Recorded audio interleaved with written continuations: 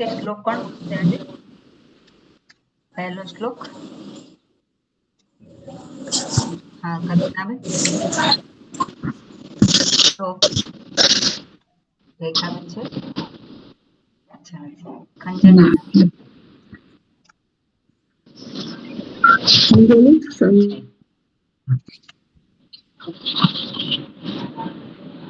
હરિઓમ સ્વામિનીજી. જી હરિ. હા, કલ્પનાબેન. હેલો, હરિઓમ. હા, હરિ. પહેલો શ્લોક પહેલા અધ્યાય નો ને? ના ના ના ના ના, ધ્યાન શ્લોક ચાલે છે ને અત્યારે. હા, ધ્યાન શ્લોક ચાલે છે મારી પાસે. ઓકે, મારી ગીતા. કઈ નહીં, જીગતથી આપ બોલો. હા.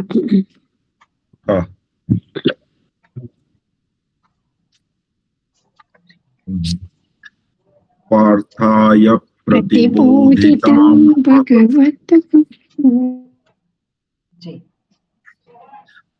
પાર્થાય પ્રતિબોધિતાં ભગવતા નારાયણેન સ્વયં વ્યાસેન ગ્રથિતાં પુરાણ મુનિના મધ્યે મહાભારતમ અદ્વૈતામૃતવર્ષિણીં ભગવતી અષ્ટાદશાધ્યાયિનીં અંબ ત્વામનુસંદધામિ ભગવત ગીતે ભવદ્વેષિણીમ. ઓકે, બીજો શ્લોક. ઓકે, એનો જ બીજો શ્લોક બોલવાનો છે? ના ના, અંજલિબેન આપ બોલો. ધ્યાન શ્લોકનો બધાની પાસે છે કે નહીં? ધ્યાન શ્લોક. હા સ્વામિનીજી, મારે એક જ માંથી ખોલવું પડે છે ને, તો મારાથી નથી ખુલતું. હું ક્યારની ટ્રાય કરું છું. પુસ્તક નથી ભગવદ્ ગીતાની? બોલો. ભગવદ્ ગીતા ધ્યાન શ્લોક ની વાત કરતા હતા ને, એટલે બોલો બોલો. હા જી, બોલો કુસુમબેન. માઇક તો ચાલુ કરો. કુસુમબેન, તમારો અવાજ નથી સંભળાતો.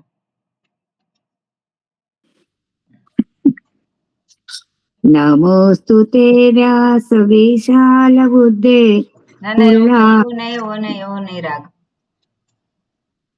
તમે તો લાંબો લાંબો કર્યો, એવું નહીં. ઓકે, ચંદ્રિકાબેન તમે બોલો. સ્વામિનીજી, એવો જ નથી રાગ.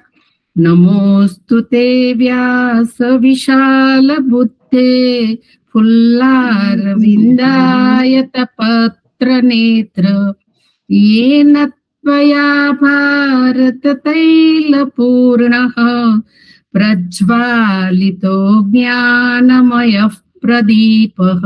ઓકે, ચાલે. એટલે કદાચ આવો કરાયો હશે, પણ આપણે રેકોર્ડિંગમાં આવો જ હતો ને. ત્વામનુસંદધામિ ભગવદ્ ગીતે ભવદ્વેષિણી નમોસ્તુ તે વ્યાસ વિશાલ બુદ્ધે વિંદાયત પત્ર નેત્ર येन त्वया भारत तैल पूर्णः प्रज्वालितो ज्ञानमयः प्रदीपः. ઓકે, આ રાગ આવડે છે. ઓલો જૂનો આવી ગયો ને, ઓલો કુસુમબેન નો, એટલે મને એટલે પછી થોડું લાંબુ થઈ જાય. એનો છંદ જુદો છે ના બરાબર. અને ચેન્ટિંગમાં રસ્વ દીર્ઘ છે, એમાં જળવાતું નથી. એટલા માટે આપણે રસ્વ દીર્ઘ જળવાય એટલા માટે આ રાગ. ઓકે, બરોબર, શરૂ કરીએ. ઓમ હરિ ઓમ શ્રી ગુરુભ્યો નમઃ. હરિ ઓમ. ઓમ સહના ભવતો સહનૌ ભુનક્તો સહ વીર્યં કરવાવહૈ તેજસ્વિનાવધીતમસ્તુ મા વિદ્વિષાવહૈ. ઓમ શાંતિ શાંતિ શાંતિ. શંકરં શંકરાચાર્યં કેશવં બાદરાયણં सूत्रभाष्यकृतौ वन्दे भगवन्तौ पुनः पुनः.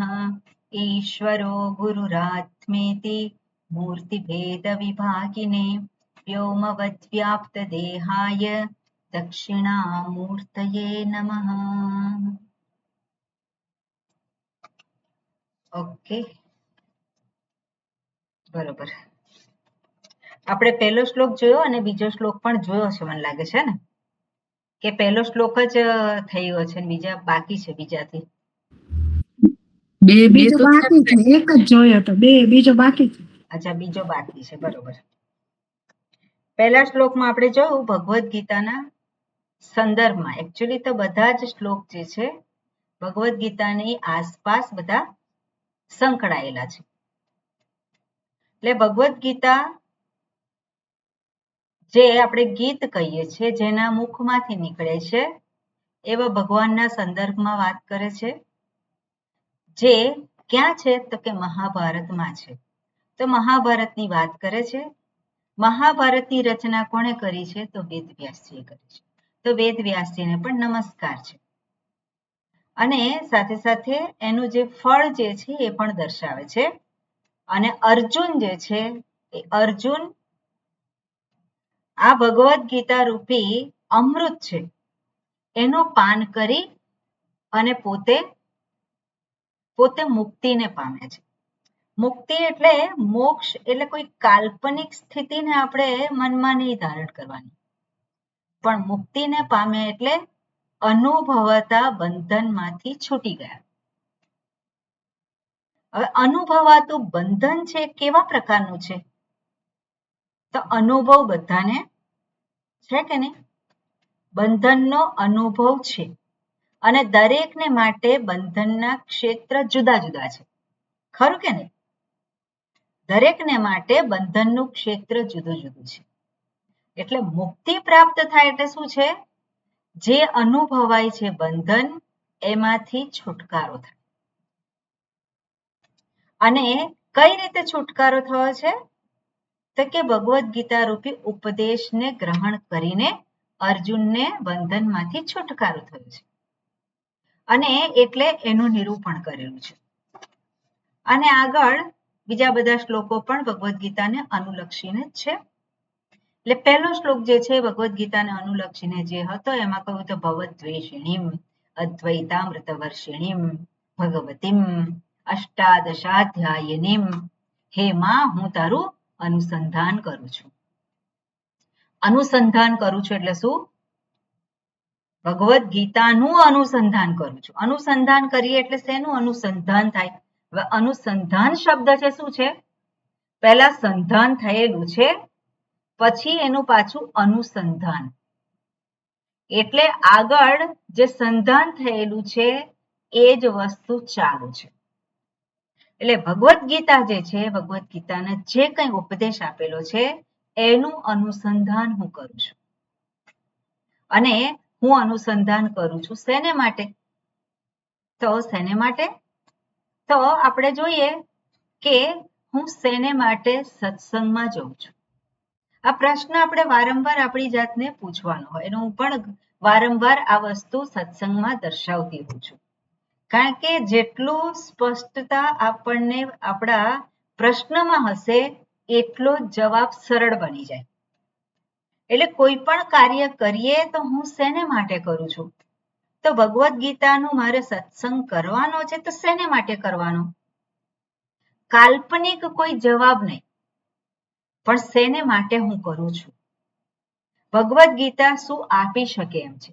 આ બધા જ પ્રશ્નો જે છે હું પોતે જ મારી જાતને હું વારંવાર પૂછું અને એનો જવાબ મારી રીતે મેળવવા માટે હું પ્રયાસ કરું. અને તો આપણી જે વિચારવાની દિશા છે, આપણા જે પ્રયત્નો છે એ યોગ્ય દિશામાં થાય. એટલે માની લીધેલું આધ્યાત્મિક જીવન જે છે એવું જીવન આપણે નથી જીવવાનું. આધ્યાત્મિક જીવન એટલે કેવું હોય તો સામાન્ય રીતે જે સમાજમાં જે પ્રચલિત છે અને એ પ્રમાણે બધા લેતા હોય છે. ક્લાસમાં જઈએ અને થોડુંક ક્લાસમાં સાંભળીએ, નોટ લખીએ, બીજું આ તે કરીએ, દેવદર્શન કરીએ, પૂજા કરીએ, આ બધું કરીએ એટલે આપણું જીવન કેવું છે? આધ્યાત્મિક છે. એવું ના કહેવાય. એ એના ભાગરૂપ છે. પણ આધ્યાત્મિક એટલે શું છે? પેલો હું સમૃદ્ધ થાય છે કે નહીં? હુંને અનુલક્ષીને આ યાત્રા છે. એટલે હું ઉપર સતત દ્રષ્ટિ હોય. શું કરું? તો હું આગળ વધું. અને આગળ વધું એટલે સ્થૂળ રીતે નહીં, પણ આગળ વધવું એટલે શું છે? કેટલા મારા બંધનો ઓછા થયા, કેટલી શાંતિ, કેટલી પ્રસન્નતા જીવનમાં વધારે ને વધારે પ્રગટ થઈ છે. એ શું છે? એ જોવાનું કર્તવ્ય આપણું છે. અને એ જેમ જેમ જોતા જઈએ તેમ તેમ આપણી આધ્યાત્મિક ઉન્નતિનો માપદંડ જે છે એ આપણા માટે સ્પષ્ટ થતો જાય. એટલે ભગવદ્ ગીતાનું અનુસંધાન હું કરું છું તો શેને માટે કરું છું? સત્સંગ શેને માટે કરું છું? એવા બધા જ પ્રશ્નો જે છે આપણે વારંવાર આપણી જાતને જ પૂછવા રહ્યા. કોઈ પણ કાર્ય કરીએ શેને માટે? આપણે તો શું થાય, એટલે છોકરો 20 વર્ષનો થાય અને એટલે હવે શું થાય, હવે એ છોકરો કે છોકરી શું થાય, હવે એને પરણાવો. કેમ? પણ પેલો વ્યક્તિ જે લગ્ન કરવા માટે તૈયાર, એને પૂછવું જોઈએ કેમ લગ્ન કરવાના? કોઈ કે મારે નથી કરવા. કેમ નથી કરવા? ખરું ને? એ સ્પષ્ટ હોય. એટલે શેને માટે હું કરું છું એ બધી જ વસ્તુ આપણે સ્પષ્ટ હોય. જેટલી સ્પષ્ટતા હશે એટલી જ સ્પષ્ટતા મને સાધન વિશે હશે, અને એટલું જ ઝડપથી હું શું કરીશ? એમાં પ્રગતિ કરીશ. એટલે ચીલાચાલુ જે આધ્યાત્મિક જીવન છે એને આપણે પકડી નથી રાખવાનું. સત્સંગમાં મજા આવે છે, ગમે છે, આનંદ આવે છે, સુખ થાય છે, શાંતિ મળે છે, એટલા માટે સત્સંગ નથી. ભગવદ્ ગીતાનું અધ્યયન છે એટલા માટે નથી. એટલા માટે ફરી આગળના શ્લોકમાં જે છે એ દર્શાવશે કે અર્જુનને જ કેમ, અર્જુન જે છે અર્જુનને કેમ પસંદ કર્યા, એ વસ્તુ આવશે ત્યારે જોઈશું. એટલે ભગવદ્ ગીતાનું અનુસંધાન હું કરું છું. તો અનુસંધાન કોણ કરું છું? હું કરું છું. અને હું એટલે કોણ? હું એટલે જે આધ્યાત્મિક યાત્રા કરનારો છે. અને આધ્યાત્મિક યાત્રા એટલે મેં અત્યારે જે મેં કહ્યું એ પ્રમાણે હુંને ઉન્નત કરવા માટે. બરોબર? એટલે આ વસ્તુ જે છે સત્સંગ કરતી વખતે આપણે આપણી નજર સમક્ષ રાખવાની. ઓકે, આગળનો શ્લોક છે એમાં શું કહ્યું છે? નમોસ્તુ તે વ્યાસ વિશાલ બુદ્ધે. વેદ વ્યાસજીને અહીંયા નમસ્કાર કરે. નમઃ અસ્તુ. નમઃ એ અવ્યય છે, એની સાથે હંમેશા ચતુર્થ વિભક્તિ જાય છે. એટલે હું નમઃ એટલે આપને નમસ્કાર. નમસ્તે આપણે કહે છે નમસ્તે એટલે શું? તે એટલે તુભ્યમ. કોઈક મળે અને આપણે શું કહીએ? નમસ્તે. તો નમસ્તે શું? નમઃ તે. નમઃ તે એનું શું થયું? નમસ્તે. તો એ નમસ્તે જે છે નમઃ અસ્તુ અહીંયા કે છે આપને નમસ્કાર હો. વ્યાસ, હે વ્યાસ, અને વેદવ્યાસજીના સંદર્ભમાં કહેલું છે. વિશાલ બુદ્ધે એમનું વિશેષણ છે. વિશાલ બુદ્ધે. બીજું શું છે? ફુલ્લાર વિંદાયત પત્ર નેત્ર. ફુલ્લ એટલે પ્રફુલ્લિત એટલે ખીલેલું. અરવિંદ એટલે કે કમળ. ખીલેલા કમળ જેવું. શું છે? ફુલ્લાર વિંદ આયત પત્ર નેત્ર. આયત એટલે વિશાળ, મોટું. મોટું જે પાન જે છે એના જેવા. એટલે જે ખીલેલા કમળનું જે મોટું પાન જે છે, મોટું એની જે શું કહેવાય કે એક પત્ર, કમળનું એક પાંદડું. ખીલેલું કમળ હોય એ કમળનું પાન, પેલું કમળનો છોડ છે એનું પાંદડું નહીં, પણ કમળ જે ખીલેલું છે અને એની અંદરની એક એની શું કહેવાય કે એક પાંદડું, એક પત્ર છે. એને શું કહીએ આપણે? પાંદડી. એની એક પાંદડી. ઓકે, આ વિશાળ છે. તો વિશાળ એટલે કેવું છે? વિશાળ એવું પાંદડું. અને એવા જેના નેત્ર છે. ઉપમા આપેલી છે. ઉપમા એટલે કંઈકની સાથે સરખાવે છે. અને સરખાવે છે એટલે કંઈક ઉત્કૃષ્ટ છે એની સાથે સરખાવે છે, નિકૃષ્ટ સાથે સરખાવતા નથી. શેની સાથે સરખાવે છે? કંઈક ઉત્કૃષ્ટની ઉપમા આપે છે. પછી જોઈએ શબ્દ ફુલ્લાર વિંદાયત પત્ર નેત્ર યેન, જેમના દ્વારા, યેન વ્યાસેન, ત્વયા એટલે તમારા થકી, ભારત તૈલ પૂર્ણ,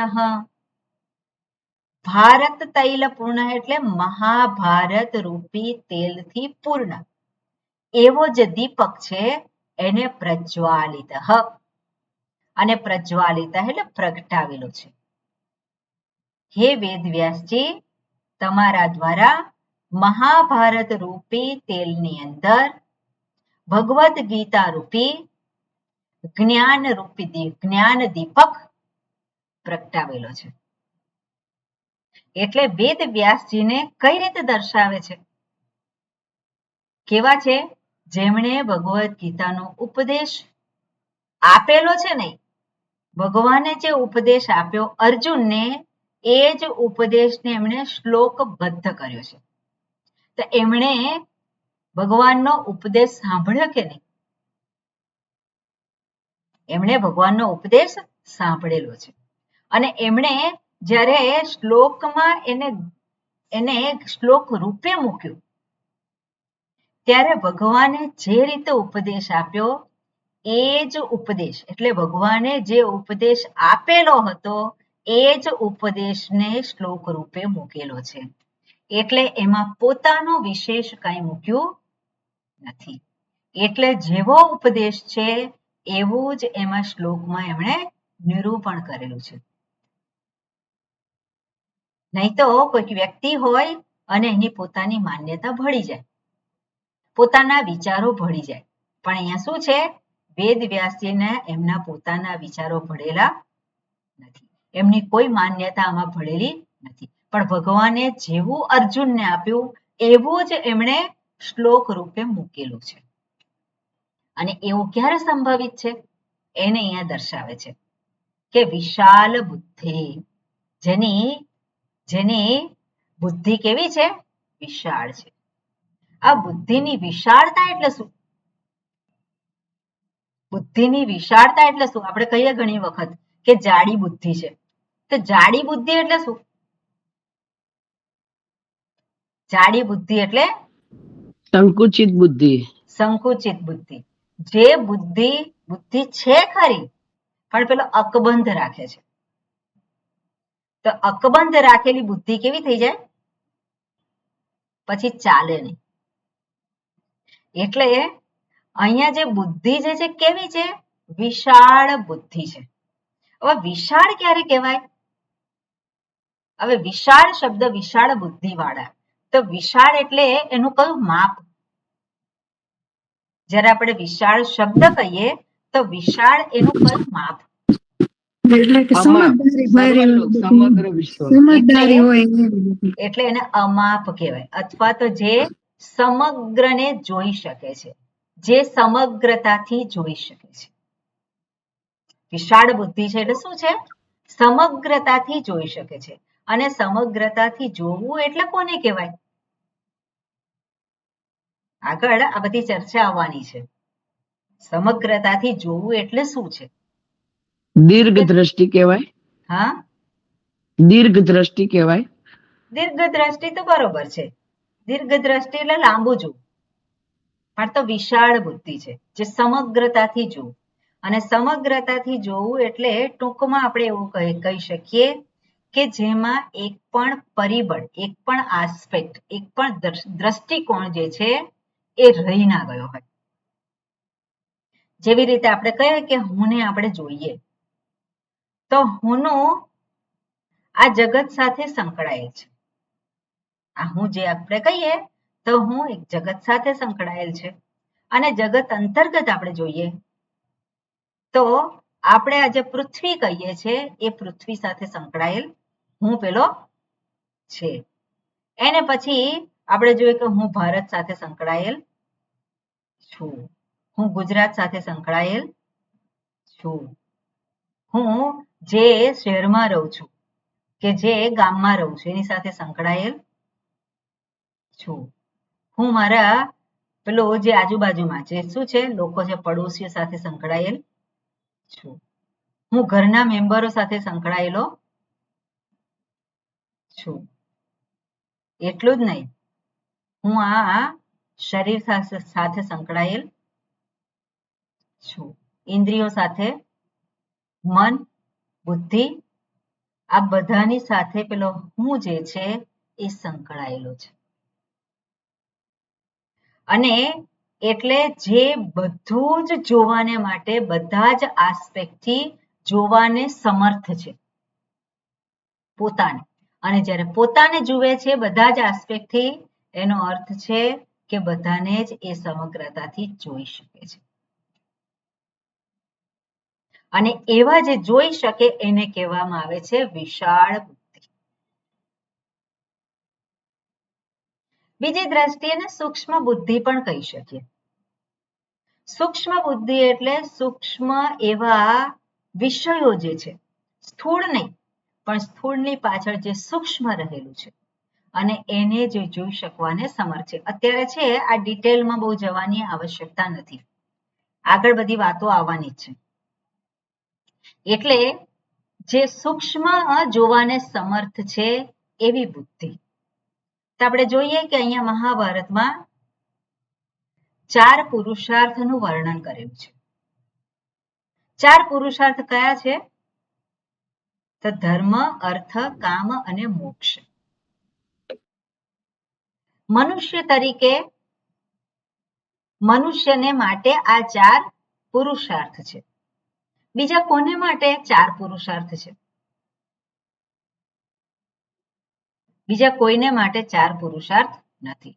જે બીજા જે પ્રાણીઓ જે છે એને માટે માત્ર 2 પુરુષાર્થ છે, અને એ છે અર્થ અને કામ પુરુષાર્થ. એમને માટે 2 જ છે, અને એમને માટે પુરુષાર્થ છે એવું ના કહેવાય, એ સહજ એમની પ્રવૃત્તિ છે. એટલે પુરુષાર્થ જે છે, તો પુરુષાર્થ કોને માટે છે? તો મનુષ્યને માટે જ છે.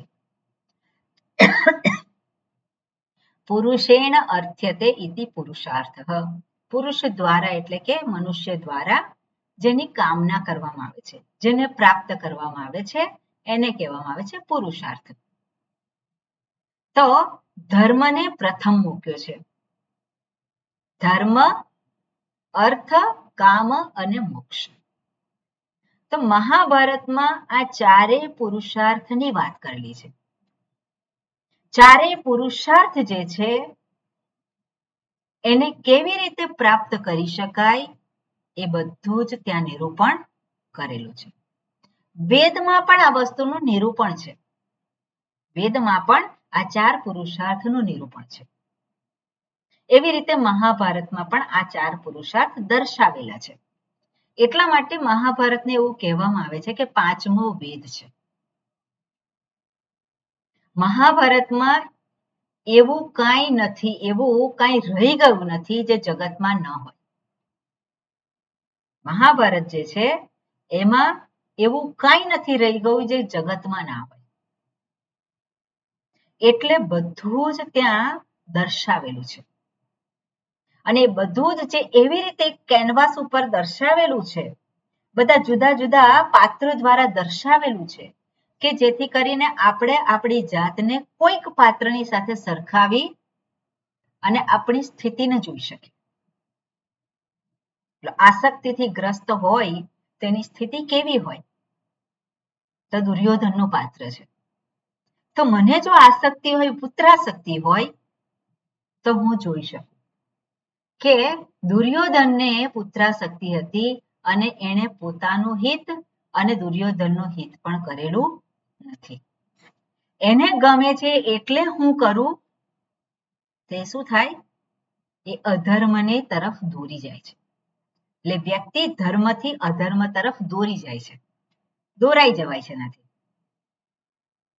એટલે એ જે ધૃતરાષ્ટ્રનું પાત્ર છે, ભીષ્મ પિતામહનું પાત્ર છે. તો ભીષ્મ પિતામહ જે છે, ભીષ્મ પ્રતિજ્ઞા લીધી, પણ એના પાત્ર દ્વારા આપણે જોઈ શકીએ, આપણે જાણી શકીએ કે નિયમ લીધો. નિયમ શું લીધો? મારે આ કરવું જ નથી.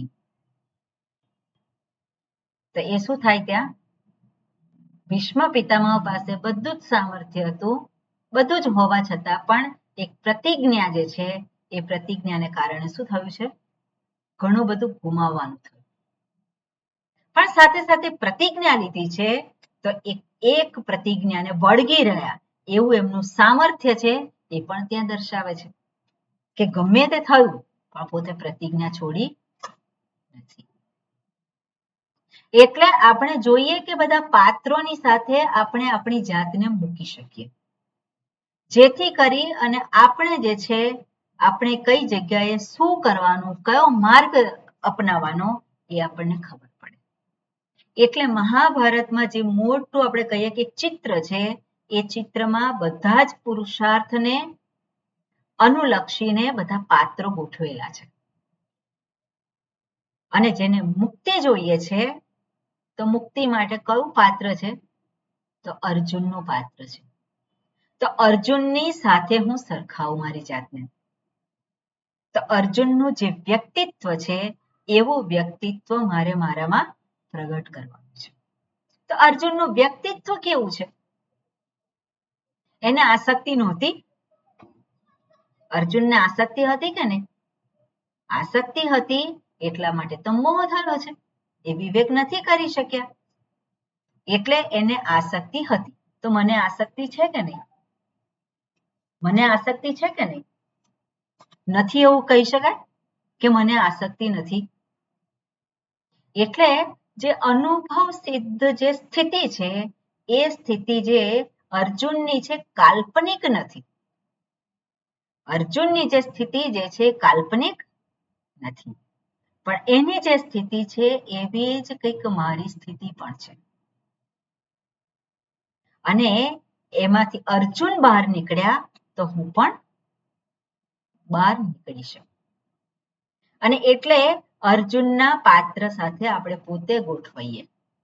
અને એટલા માટે આ મહાભારતનું જે છે આખું જે એક શું કહેવાય કે ચિત્રાત્મક નિરૂપણ કરેલું છે એને આપણે આવી રીતે જોઈ શકીએ. એટલે એનું રચના કોણે કરી છે? તો કે વેદવ્યાસજીએ કરી છે. અને વેદવ્યાસજી કેવા છે? વિશાળ બુદ્ધિ વાળા છે. એટલે વિશાળ બુદ્ધિ એવી છે કે જેમાં બધું જ સમાઈ જાય છે. અને એટલું જ નહીં, આગળ શું કહ્યું છે? ફુલ્લાર વિંદા યતપત્ર નેત્ર, જેવી રીતે મેં કહ્યું ખીલેલા પેલા કમળની પાંદડી જેવું એમના વિશાળ નેત્ર છે. હવે નેત્ર જે આપણે કહીએ છીએ તો નેત્રનું કાર્ય શું છે? નેત્રનું કાર્ય શું છે? દર્શન કરવું. દર્શન કરવું. દર્શન કરવાનું. કેવું દર્શન કરવાનું? સુંદર દર્શન કરવાનું. એવું નહીં, જે છે એવું દર્શન કરવું. એટલે હું જે છે એવું દર્શન કરું છું કે નથી કરતા? હું કરું છું કે નહીં?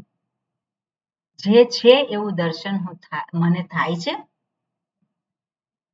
ન થતું હોય તો કઈ જગ્યાએ ત્યાં દોષ છે. એટલે આપણે જોઈએ એમાં કે આ જે ચક્ષુરેન્દ્રિય છે એ મને શું દર્શાવે છે? આ ધારો કે આ શું છે? પુસ્તક છે. મને શું દર્શાવે છે? કે આ પુસ્તક છે. તમે શું જુઓ છો? પુસ્તક છે. એટલે ચક્ષુરેન્દ્રિય શું દર્શાવ્યું? પુસ્તક તરીકે ગ્રહણ. એણે એક આકાર, એક રૂપની ઓળખાણ કરાવી. પણ ત્યાં બીજું એક્સ્ટ્રા આવી જાય, મારું પુસ્તક.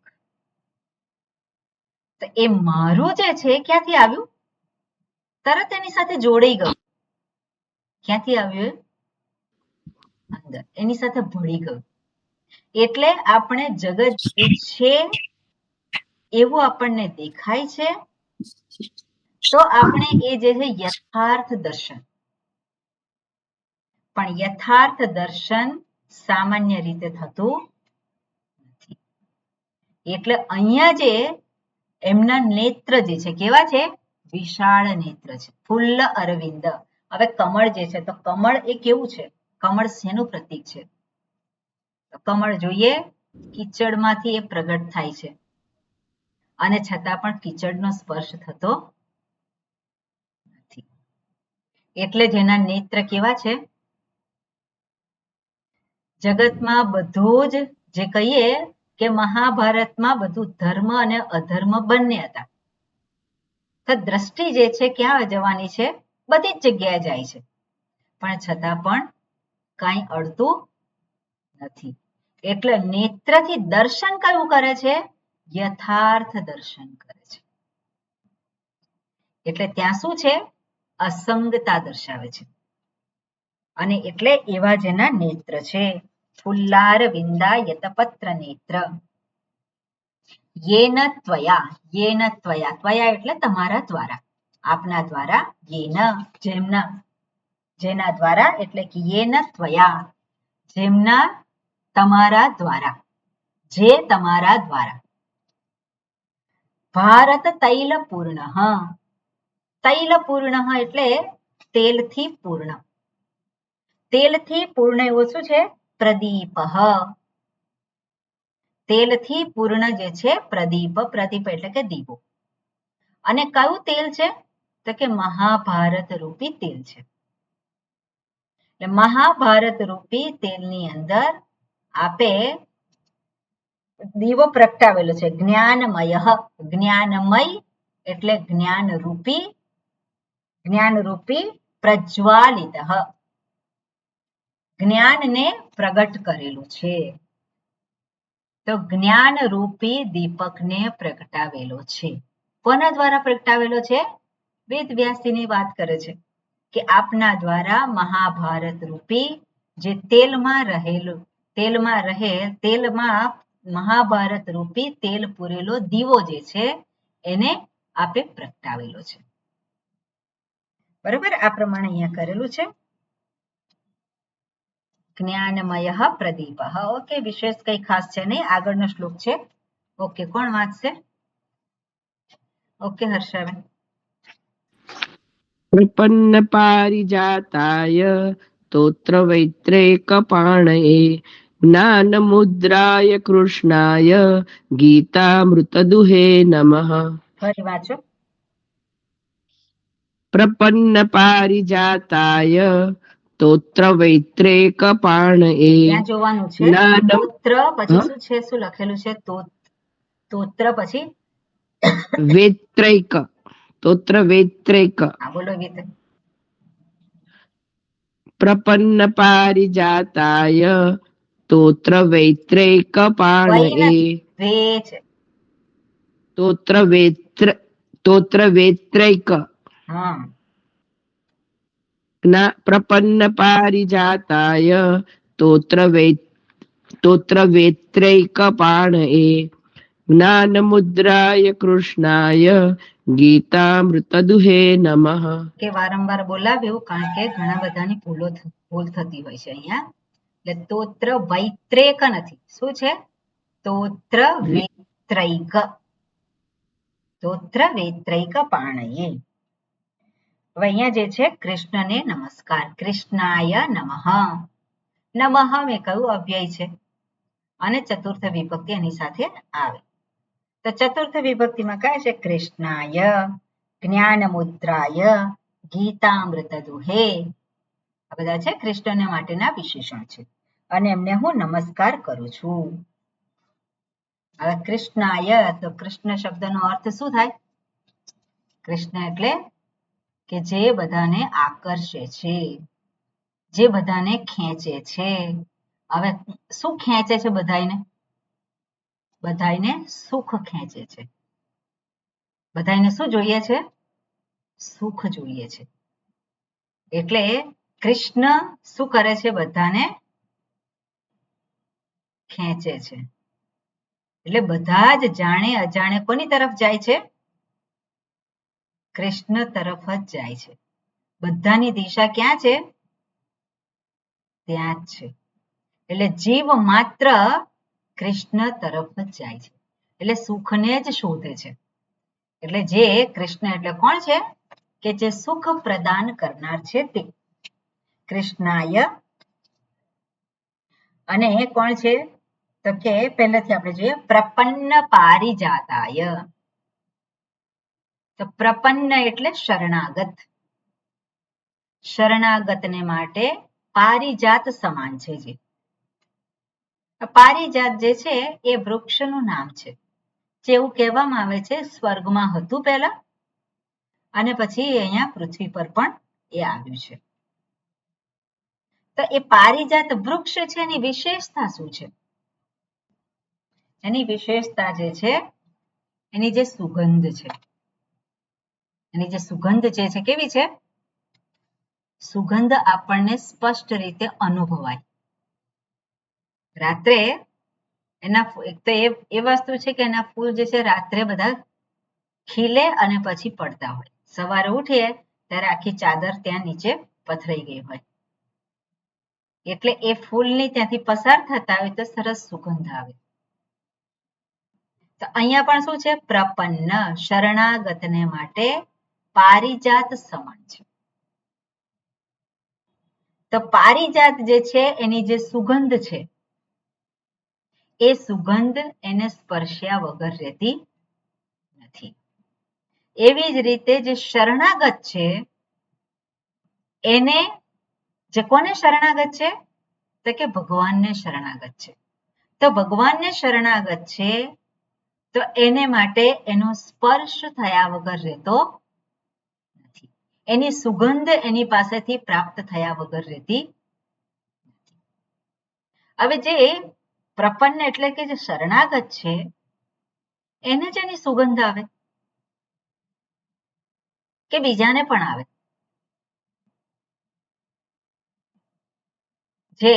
જે કોઈ પસાર થતું હોય એ બધાને આવે. તો ભગવાન આવું કેમ કે છે? કારણ કે આપણે જોઈએ કે ભગવદ્ ગીતામાં ભગવાને કહ્યું હોય સમોહમ સર્વેષુ ભૂતેષુ ન મે દ્વેષોસ્તિ ન પ્રિયઃ યે ભજન્તિ તુ મામ ભક્ત્યા મયિ તે તેષુ ચાપ્યહમ. બધા જ જે મારા માટે કેવા છે? બધા જ સરખા છે.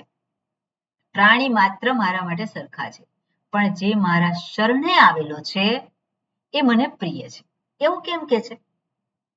બધા જ સરખા હોવા છતાં પણ મારે શરણે આવેલો છે એ મારો સ્પર્શ અનુભવે, સ્પર્શ મારો એને પ્રાપ્ત થાય છે. સ્પર્શ પ્રાપ્ત થાય છે એટલે શું છે? પેલો શરણાગત જે છે એને આ ઉપદેશ જે કહેવામાં આવે છે, જે સમજદારી આપવામાં આવે છે એ સમજદારી એ ગ્રહણ કરી શકવાને સમર્થ છે.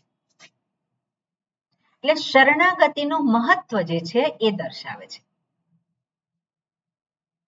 શરણાગતિ વગર કોઈ વસ્તુ આપણે જે જોઈતી હોય એ પ્રાપ્ત થતી નથી.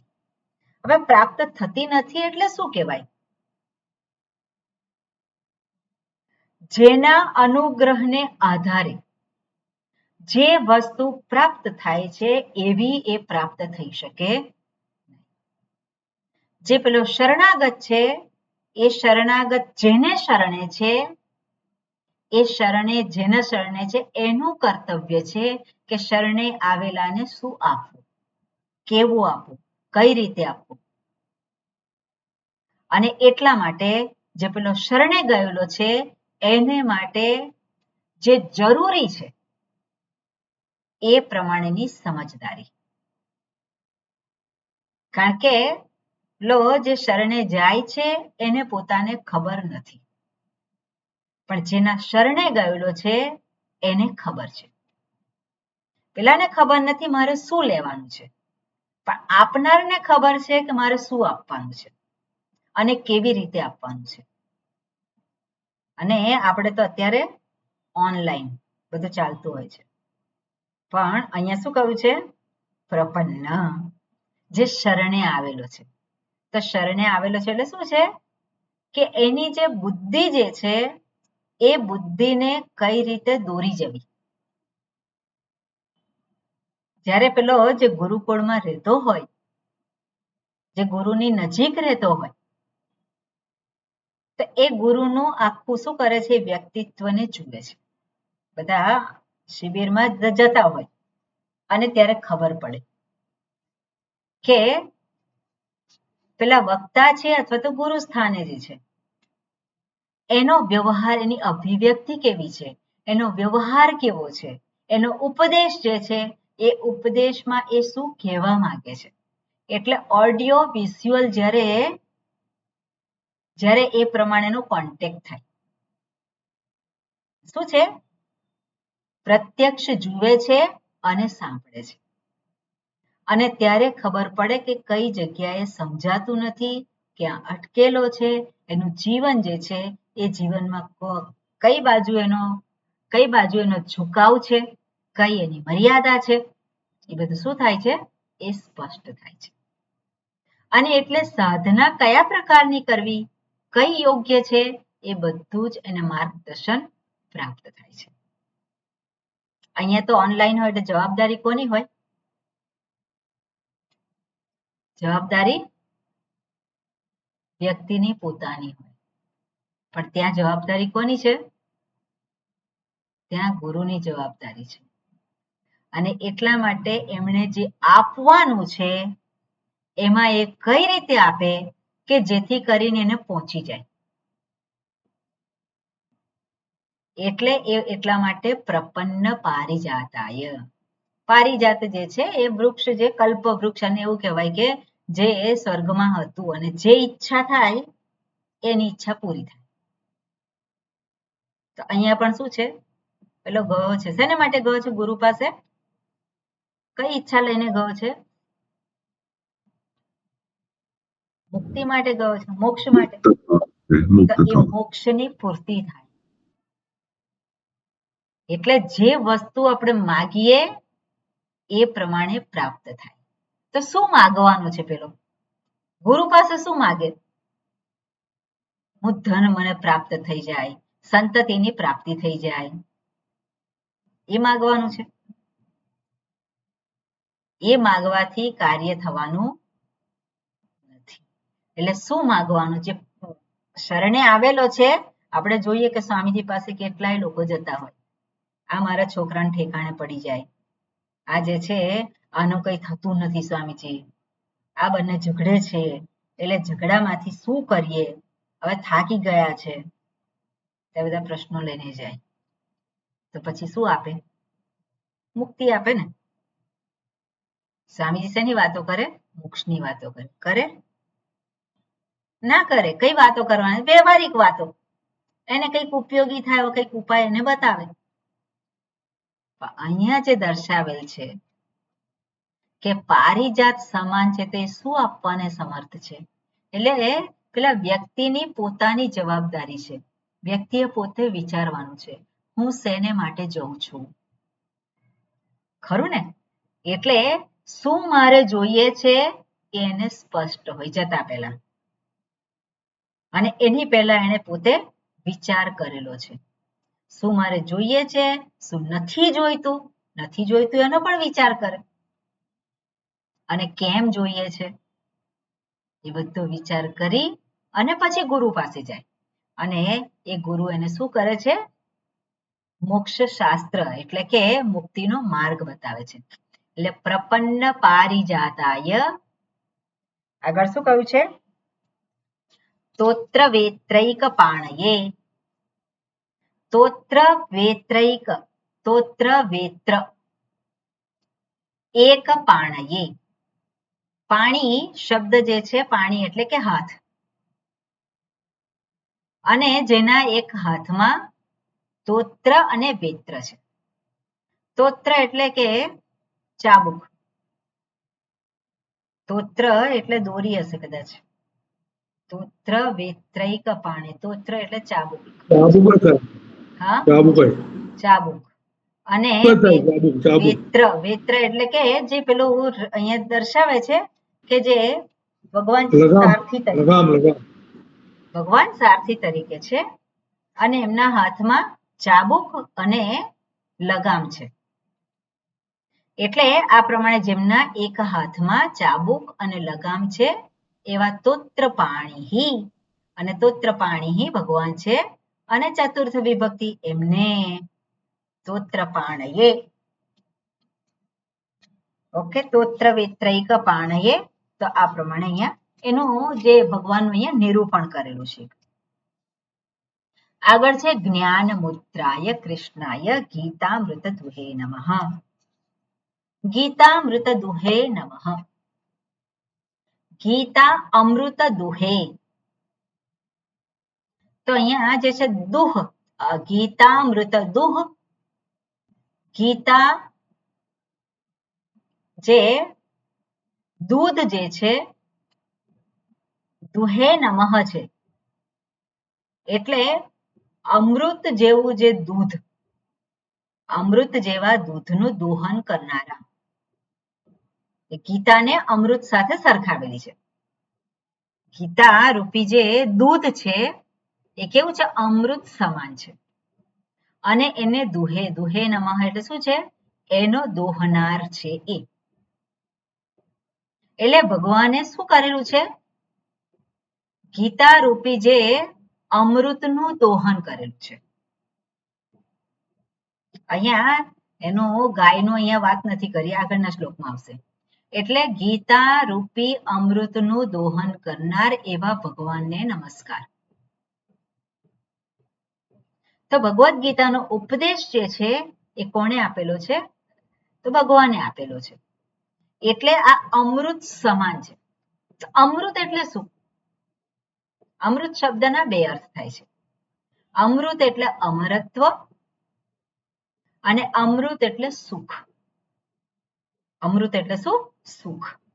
અને બીજો એક અર્થ થાય અમરત્વ. મારે મરવું છે, એવું છે? મારે મરવું નથી. કોને મરવું છે? કોઈને મરવું નથી. એટલે આ જે અમૃત છે એ શું છે? કે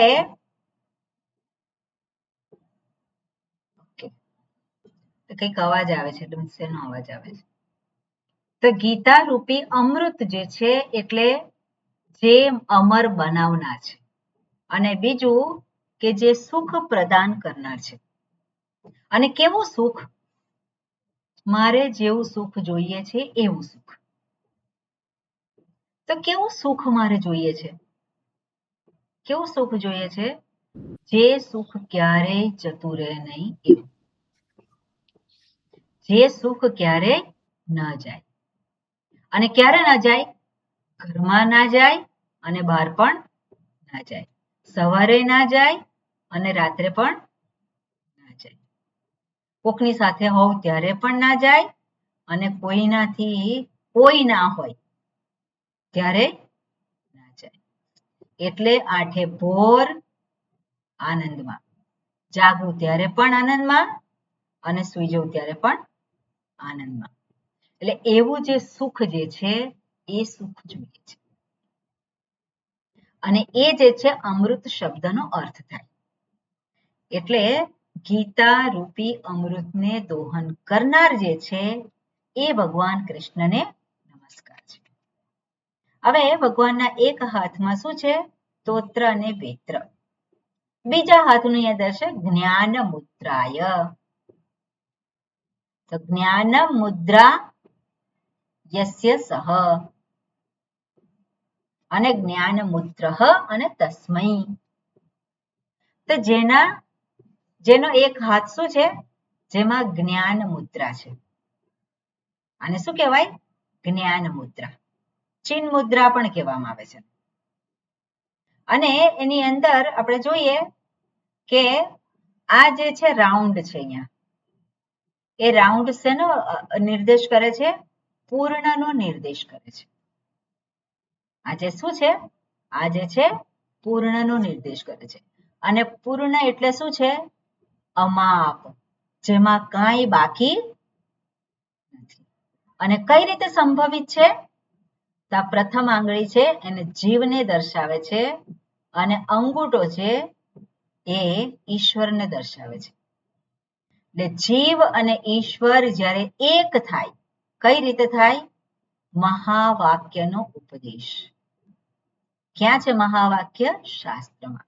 અને એ જ શાસ્ત્રમાં જે ઉપદેશ છે મહાવાક્યનો, એ જ ઉપદેશ ભગવદ્ ગીતામાં પણ ભગવાને આપેલું છે. એ જ દર્શાવે છે. એટલા માટે શું છે? ભગવાનનો એક હાથ જે છે એમાં જ્ઞાન મુદ્રા ધારણ કરેલી છે.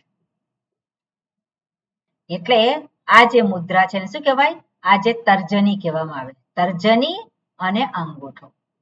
હવે તર્જની કેમ કહેવામાં આવે ને? તર્જતી ઇતિ તર્જની. જે બીવડાવે બધાને, આમ કરે ને, જોઈ લઈશ. તે શું છે? જોઈ લઈશ એટલે બીવડાવે. અને આજ પેલો જીવ જે છે કેવો છે? હંમેશા બીવે છે અને બીવડાવે છે. સંસાર એટલે શું?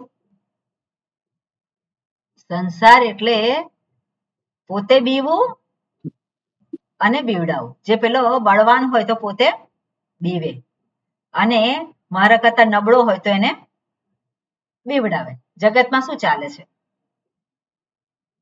આ જ ચાલે છે ને. આખા જગતમાં ચાલે છે શું? અને એ જે છે એ સંસાર. તો આ પેલી તર્જની છે શું છે? એ સંસારને દર્શાવે, પેલો જીવ. અને એ જીવે જ્યારે એને પૂર્ણતા જોઈએ તો એને શું કરવું પડે? ઈશ્વરની સાથે એક થવું પડે, એની સાથે મળવું પડે.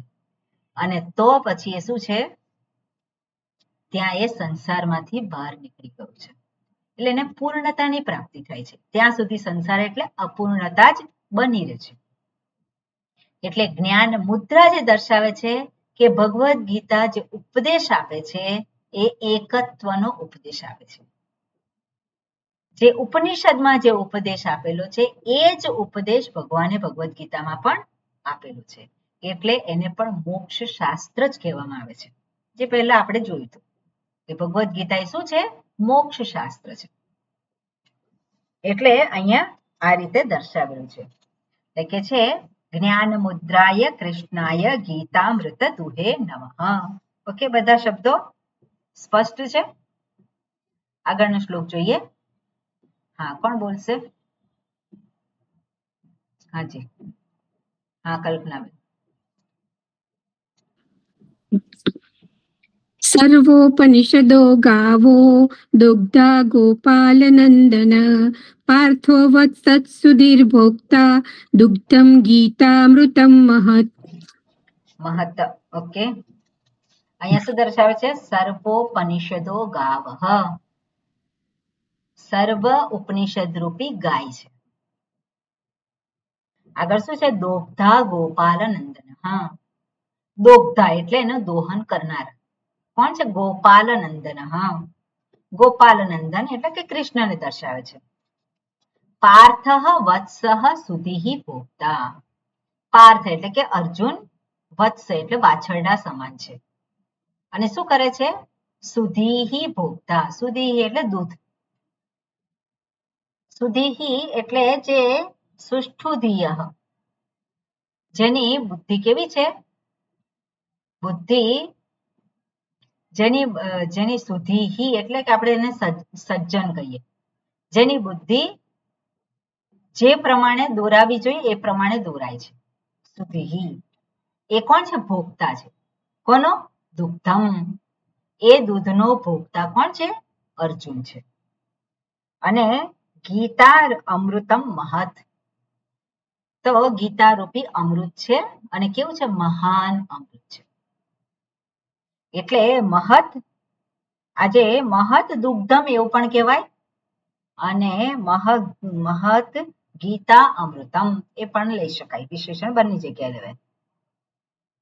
એટલે અહીંયા દર્શાવે છે કૃષ્ણને ગોપાલ તરીકે દર્શાવેલ છે અને અર્જુનને વાછરડા તરીકે દર્શાવે છે. અને એમાં જે ઉપનિષદ રૂપી ગાય છે, ઉપનિષદ રૂપી ગાયને દોહનાર કૃષ્ણ છે અને અર્જુન જે છે વાછરડા રૂપે છે જે આ દૂધનું પાન કરે છે. આ રીતે અહીંયા ઉપમા ફરી વખત આપેલી છે. અહીંયા શું કે છે? સર્વ ઉપનિષદ રૂપી ગાય છે. ગાય જે છે આપણે કહીએ તો ગાયનું એક વિશેષ મહત્વ છે. આપણે ગોત્ર શબ્દ છે, મેં ક્યાંક વાંચ્યું હતું કે ગોત્ર કેમ કહેવામાં આવે, તો ગોત્ર એટલે ગો શબ્દ પરથી જ ગોત્ર છે. અને જે આપણા જે ઋષિમુનિઓ પહેલા હતા અને એમની પાસે બધી ગાયો રાખતા હતા અને એ ગાયોને રહેવાનું સ્થાન હોય, એની અમુક સંખ્યા હોય અને એ બધું જે છે એ જે ગાયો જે પ્રકારની રાખતા હોય, જ્યાં રાખતા હોય એને આધારે એનું એક ગોત્રનું નામ પડ્યું હોય. એટલે ગોત્ર એટલે શું છે? જ્યાં ગાયોને જ્યાં રાખવામાં આવેલી છે, જેણે રાખેલી છે તે. એટલે એ ગાયો જે રાખેલી છે એને આધારે ગોત્ર, એટલે ગોત્ર એને એ પ્રમાણે કહેવામાં આવે છે. હવે અહીંયા આજે શું કે છે? ગાયોની વાત કરે છે. કઈ ગાય છે? સર્વ ઉપનિષદ રૂપી ગાય છે. તો ઉપનિષદ રૂપી જે ગાય છે એનું દૂધ, એનો અર્થ છે કે ઉપનિષદનું જે હાર્દ જે છે એ હાર્દ જ અહીંયા પણ દર્શાવેલું છે. એટલે ભગવદ ગીતા રૂપી જે દૂધ છે એ સર્વ ઉપનિષદના સાર રૂપ છે. અર્થાત સર્વ ઉપનિષદનો સાર જે છે શું છે? વેદાંત શાસ્ત્ર. સોરી, સર્વ ઉપનિષદનો સાર શું છે? મહાવાક્ય. અને મહાવાક્ય શું દર્શાવે છે? જીવ અને ઈશ્વરનું એકત્વ દર્શાવે છે. અને અહીંયા પણ શું દર્શાવ્યું છે? એ જ દર્શાવેલું છે. એટલે સર્વ ઉપનિષદ રૂપી ગાય જે છે, જેનો દોહનાર કોણ છે? ગોપાલ નંદન. આ ગોપાલ કોને કહેવાય? તો ગામ પાલય, ગાયોને પાળનાર. ગાયોને પાળનાર. પાળનાર. હવે ગાયોને પાળનાર એટલે કોણ? જે ગાયોને ચરાવવા લઈ જાય, જે ગાયોને નવડાવે, જે ગાયોની બધા જ પ્રકારની સેવા કરે અને ગાયને દોહે પણ. એટલે કોણ છે? દુગ્ધા ગોપાલ નંદન. નંદન શબ્દનો અર્થ જે આનંદ આપનાર છે. તો કૃષ્ણ કેવા છે? આનંદ આપનાર છે. અને નંદન શબ્દનો અર્થ પુત્ર એવો પણ થઈ શકે. એટલે જે પુત્ર છે, કોના પુત્ર છે? નંદના.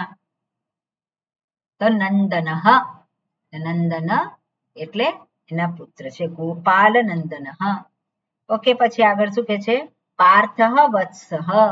અને પાર્થ જે અર્જુન છે એ વત્સ છે. વત્સ એટલે કે વાછરડું છે. અને વાછરડાને માટે દૂધ હોય.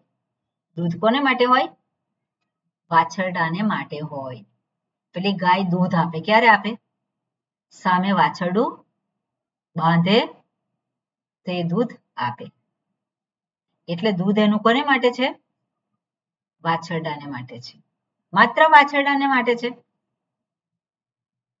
માત્ર વાછરડાને માટે નથી. કેમ? કારણ કે વાછરડું જો બધું જ દૂધ પીએ તો એનું પોતાની જે સ્વાસ્થ્ય છે એ બગડે. અને એટલા માટે એને બધું જ દૂધ ના પીવડાવે. તો બીજું દૂધ કોણ પીએ? આપણા જેવા. બરાબર ને? એટલે પાર્થ જે છે એ પેલા વાછરડા સમાન છે. એટલે એમને નિમિત્ત બનાવી અને બીજા બધાને જ એ દૂધનું પાન કરવા મળ્યું. એટલે અર્જુન જે પાર્થ છે શું છે? એ નિમિત્ત છે. અને બીજા બધા જ એટલે સુધીહી ભોગતા. સુધીહી એટલે જેની બુદ્ધિ કેવી છે? સુષ્ઠુધીહ. સુષ્ઠુધીહી, જેની બુદ્ધિ કેવી છે? જે સુષ્ઠુ એટલે કે સારી, અને સારી એટલે શું છે? યોગ્ય માર્ગે વિચાર કરનાર છે તે. જેને મોક્ષ જોઈએ છે અને મોક્ષ માર્ગે વિચાર કરનારી બુદ્ધિ છે એને શું કહેવાય? સુધીહી. જેનામાં જે હોવા જોઈએ એ બધા જ ગુણો છે, જે અધિકારીત્વ છે. એટલે સુધીહી કોને દર્શાવે છે? અધિકારીત્વને. એટલે સુધીહી ભોગતા, માત્ર અર્જુન નહીં પણ બીજા બધા મહાપુરુષો જે છે એ પણ એના ભોગતા છે. અને કયું છે? દુગ્ધમ ગીતામૃતમ મહત. આ મહાન ગીતા રૂપી અમૃતનું પાન કરનારા આ બધા જ છે. ઓકે, વિશેષ આપણે નેક્સ્ટ ટાઈમ જોઈશું. ઓમ પૂર્ણમદઃ પૂર્ણમિદં પૂર્ણાત પૂર્ણમુદચ્યતે પૂર્ણસ્ય પૂર્ણમાદાય પૂર્ણમેવાવશિષ્યતે. ઓમ શાંતિ શાંતિ શાંતિ. હરિ ઓમ શ્રી ગુરુભ્યો નમઃ. હરિ ઓમ. ઓકે, આવતીકાલે આપણે